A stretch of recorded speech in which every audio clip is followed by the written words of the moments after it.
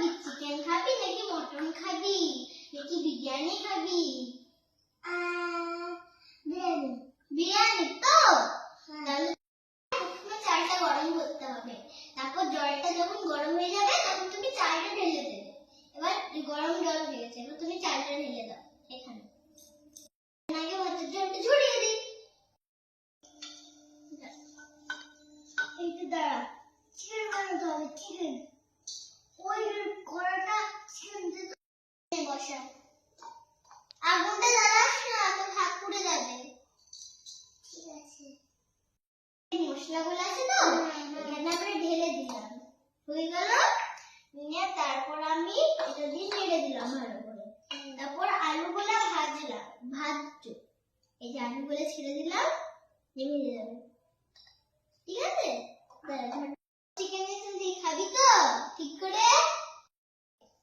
বিরিয়ানি তোর জন্যই আলু।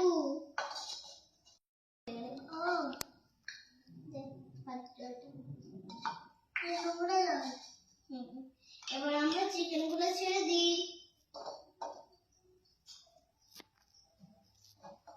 চিকেন ছাড়ার পর জল দিয়ে দিই, তারপর মশলাপাতি গুলো দিয়ে দিই। এই যে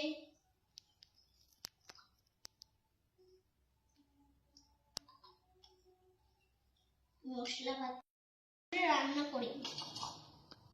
আজকে তোর জন্য চিকেন করেছি আর একটু সারপ্রাইজ আছে, সেটা তোকে পরে দেখাবো। ঠিক আছে, ডাইনিং টেবিলে কে বসছে? মানে কিনে ভাত। হ্যাঁ নিয়ে দে।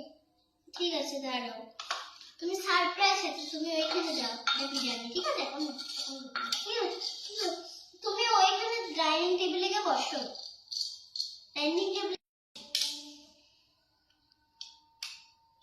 দেখো বিরিয়ানি। হ্যাঁ, আমি হাত দিয়ে বিরিয়ানিটা নিয়ে নিলাম, কেন চামচ দিয়ে নিচ্ছিল না।